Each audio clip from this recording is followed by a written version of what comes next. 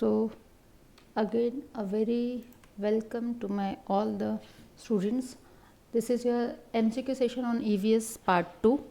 ठीक है, आज मैं कंटिन्यूस एक बैक टू बैक आपके लिए 2-3 सेशंस लेके आ रही हूँ क्योंकि आप लोगों के एग्ज़ाम्स कल है, तो उस एग्ज़ाम पॉइंट ऑफ व्यू से जो भी इम्पोर्टेंट क्वेश्चंस मुझे लग रहे हैं वो मैं लेके आ रही हूँ. तो स्टूडेंट्स, आप जब ये सारे MCQ सेशंस देखोगे, इसको मैंने आपके EVS के प्लेलिस्ट में भी डाल दी हूँ. ठीक है स्टूडेंट्स, तो don't forget to watch the previous videos also. ठीक है, सिर्फ ये 2 सेशन नहीं देखना है, इसके पहले के ऑलरेडी उसमें 3 वीडियोस डले हुए हैं. वो वीडियोस को भी ज़रूर एक बार गो थ्रू कर लीजिए. आपके एग्ज़ाम में वो सब आपके लिए काफ़ी हेल्पफुल होंगे. ठीक है, और EVS के पेपर MCQ रहने वाला है, जैसे कि आप लोग ये सब जानते हो, और पेपर को ध्यान से सॉल्व करना है. एक से ज़्यादा ऑप्शंस को करेक्ट करके नहीं आना है, वहाँ पे आपके मार्क्स 0 हो जाते हैं. ठीक है, अगर आप एक ऑप्शन की जगह 2 ऑप्शन करेक्ट करके आओगे और सोचो कि जो सही होगा टीचर उस पर मार्क्स दे देंगे, तो ऐसा नहीं होता है. ठीक है, जो करेक्ट होता है उसी पे आपको मार्क्स मिलते हैं, और अगर 2 ऑप्शन आप वहाँ पे ऑप्ट करके आओगे तो आपको 0 मिल जाएगा उस क्वेश्चन पे.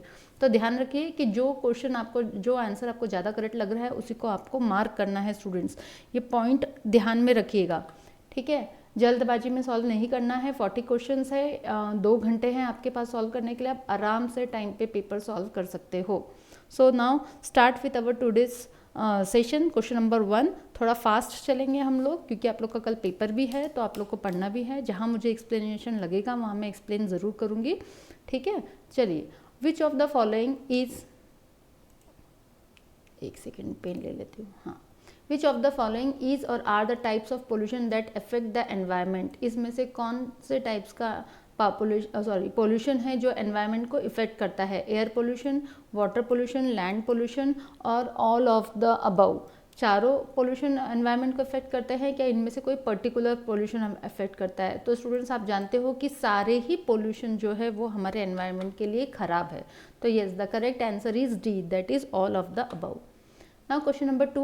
Environmental science is defined by which of the following statements. इसमें से कौन से स्टेटमेंट से environmental science डिफाइन किया जाता है, या आप environmental science को कैसे डिफाइन करोगे? Study of the interactions between the environment and human lives, study of the interaction between the environment and physical components, study of the interaction between the environment and chemical components, study of the interaction between the environment, physical, chemical and biological component. Yes, the correct answer is D, that is study of the interactions between the environments, physical, chemical and biological components. ठीक है. Next question is why carbon dioxide is called a greenhouse gas. Carbon dioxide को green house gas क्यों कहा जाता है? Because they absorb heat, because they absorb moisture, because they absorb oxygen और because they absorb hydrogen. ठीक है, क्यों हम कार्बन डाइऑक्साइड को ग्रीन हाउस कहते हैं, ग्रीन हाउस गैस कहते हैं? वो हीट एब्जॉर्ब करता है, मॉइस्चर एब्जॉर्ब करता है, ऑक्सीजन एब्जॉर्ब करता है, या हाइड्रोजन एब्जॉर्ब करता है? वो एब्जॉर्ब करता है हीट. ठीक है, हीट एब्जॉर्ब करने के कारण उसे हम लोग ग्रीन हाउस गैस कहते हैं. Question number 4. Which of the following statement means water vapor? Water vapor is the green gaseous phase of water. Water vapor is the liquid phase of water. Water vapor is the solid phase of water or all of the above. Water vapor इसमें से क्या है? Gaseous phase, liquid phase, solid phase. देखो, solid phase तो है ही नहीं water vapour, liquid phase भी नहीं है. क्या है? Gaseous phase. क्या है correct answer? Yes, A is the correct answer. Now question number 5. Which of the following is a renewable source of energy. इसमें से कौन सा रिन्यूएबल सोर्स ऑफ एनर्जी है? Ocean currents, solar energy, biomass या all of the above. Ocean current, solar energy या biomass. Renewable source of energy क्या है? वो सोर्स ऑफ एनर्जी जो रिन्यू हो सकती है. तो yes, the correct answer is D. ये सारे के सारे जो है ये सारे रिन्यूएबल सोर्स ऑफ एनर्जी है. स्टूडेंट्स, ये जो सारे मैं आज सेशन लेके आ रही हूँ आपको EVS के, कुछ स्टूडेंट्स के मुझे रिक्वेस्ट आ रहे थे कि मैडम हमारा पेपर है EVS का, तो प्लीज़ आप कुछ इंपॉर्टेंट क्वेश्चंस दे दीजिए. तो उन्हीं के रिक्वेस्ट पे मैं ये सेशन लेके आ रही हूँ स्टूडेंट्स. तो इसी तरह अगर आपको किसी भी सब्जेक्ट के लिए कुछ भी ऐसा सेशन के लगता है, कुछ इंपॉर्टेंट क्वेश्चंस चाहिए होते हैं, तो आप मुझे कमेंट करके बताइए, तो मैं वो सेशन आपके लिए लाने की कोशिश करूँगी. Next is Which process of water treatment is done to avoid floating debris, branches, trees और other large particles suspended in the water? किस टाइप का वाटर ट्रीटमेंट हम करते हैं ये सारे टाइप के पार्टिकल्स को पानी से हटाने के लिए? Primary sedimentation, secondary sedimentation, screening और aeration. Yes, the correct answer is C, that is screening.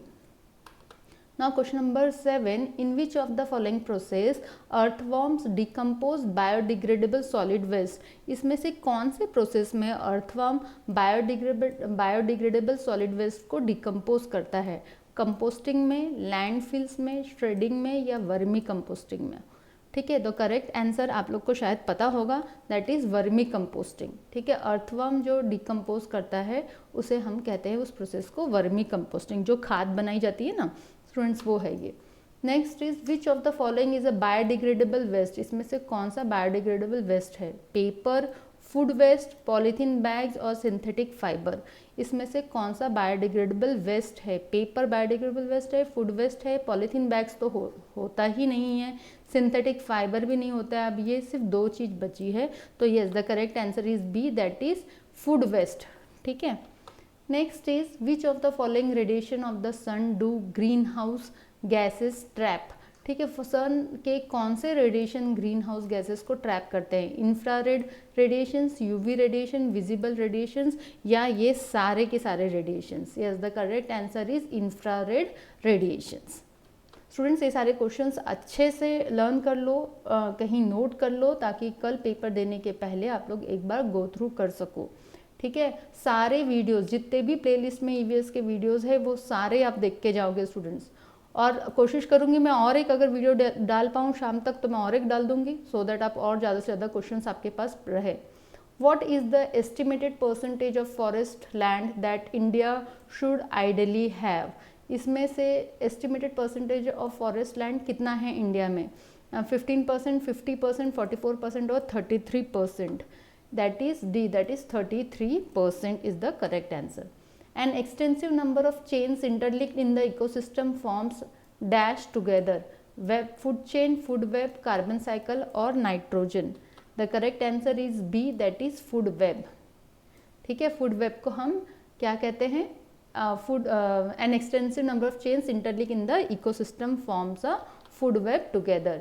Which of these element is considered to be the largest source of commercial energy consumption in the world? Commercial energy consumption का largest source of element क्या है? Nuclear, natural gas, oil और coal. Yes, the correct answer is C, that is oil.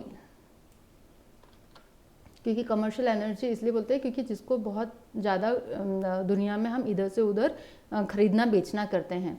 Import export सबसे ज़्यादा होता है इसका. Which of this does not constitute to be the reason for the loss of forest? Forest loss का इसमें से कौन सा रीज़न नहीं है? Extension of species, increasing use of food, building dams and mining, extensive usage of fuel woods. क्या लगता है इसमें से कौन सा रीज़न नहीं है जंगल खत्म होने का? The correct answer is a, that is extinction of species. बाकी वुड के ज़्यादा यूजेस के कारण ही जंगल खत्म हो रहे हैं, फ्यूल वुड्स के कारण हो रहे हैं, डैम्स और माइनिंग के कारण जंगल खत्म हो रहे हैं. Next is which of this days is celebrated at the world environment day? Students ये मैंने आपको क्लास में भी बता चुकी हूँ कि ऐसे जो डेज हैं उनको अच्छे से लर्न कर लेना, अच्छे से बाय हार्ट कर लेना, क्योंकि ऐसे क्वेश्चंस एग्जाम में पूछे जाते हैं. तो इसमें से कौन सा दिन हम वर्ल्ड एनवायरनमेंट डे के तौर पे बनाते हैं? 5th जुलाई, 10th जून, 20th अक्टूबर या 5th of June? Yes, the correct answer is D, that is 5th June is celebrated as World Environment Day. Now next question is which drug is associated with the tea and coffee plant source? Camphor, caffeine, thorn apple, opium, poppy. ठीक है, the correct answer is B, that is caffeine. Next is how many total numbers of biodiversity hotspots are there in the world? World में कितने biodiversity hotspot हैं? 36, 32, 28 और 18.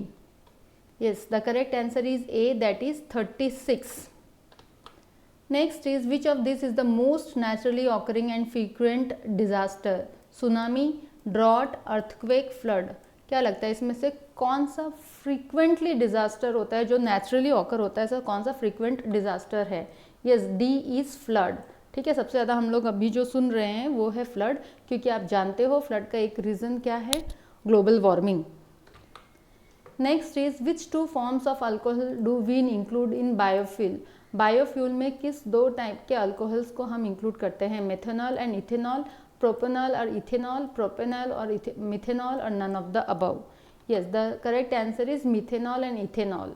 ठीक है, अभी ethanol का बहुत ज़्यादा आप सुनते होंगे इथेनॉल के बारे में। ठीक है, अभी पेट्रोल में भी हमारे इथेनॉल मिक्स होके आ रहा है। ठीक है, ये एनवायरनमेंट के लिए अच्छा है, साथ साथ में कंजम्पशन ऑफ ऑयल इससे कम होगा। ये सब गवर्नमेंट का इसके पीछे लॉजिक है, जिसके लिए वो इथेनॉल को अभी बहुत सपोर्ट कर रही है कि इथेनॉल प्रोड्यूस करे कंपनीज, ताकि एनवायरनमेंट को हम लोग प्रोटेक्ट कर सके। Next is which of these gas is not permitted to be released by the Prevention and Control of Pollution Act by the government? Sulfur dioxide, carbon monoxide, nitrogen oxide और all of this. Government ने pollution control करने के लिए इसमें से कौन से gas को परमिशन नहीं दी है? ठीक है, कि इसमें से कौन सी गैस आप रिलीज नहीं कर सकते हो, वो है correct answer is D, that is all of this, sulphur dioxide, carbon monoxide और nitrogen oxide. Now last question is in which of these years was the Forest Conservation Acts amended? इनमें से कौन से ईयर में forest conservation act को लाया गया था? इनमें से कौन से ईयर में फॉरेस्ट कंजर्वेशन एक्ट को लाया गया था? 1978, 1988, 1963 और 1952। Yes, the correct answer is B, that is 1988। ठीक है स्टूडेंट्स, तो ये थे कुछ 20 क्वेश्चंस। लास्ट वाले सेशन में हम लोग ने देखे 18 क्वेश्चंस। ये इस तरफ से आज अभी के अभी हम लोग ने 38 क्वेश्चंस प्रिपेयर कर चुके हैं। ठीक है, इसके अलावा पहले के जो 3 सेशंस हैं ऑलरेडी प्लेलिस्ट में, वो तीनों सेशंस को भी आप अच्छे से देख लो, उसके क्वेश्चंस भी रिवाइज कर लो स्टूडेंट्स। इफ़ पॉसिबल मैं शाम तक और एक आधी सेशन डाल देती हूँ, ठीक है, जिसमें और 20 क्वेश्चंस मैं कवर कर लूँ एटलीस्ट। चलिए मिलते हैं नेक्स्ट सेशन में। All the very best for your examinations. Papers अच्छे से करके आना है, पेपर पूरा सॉल्व करना है, पूरे 40 क्वेश्चंस आप सॉल्व करोगे, कोई भी क्वेश्चन छोड़ के नहीं आना है, और एक से ज़्यादा आंसर्स पे टिक नहीं करना है। ठीक है, चलो मिलते हैं नेक्स्ट सेशन में। Goodbye and all the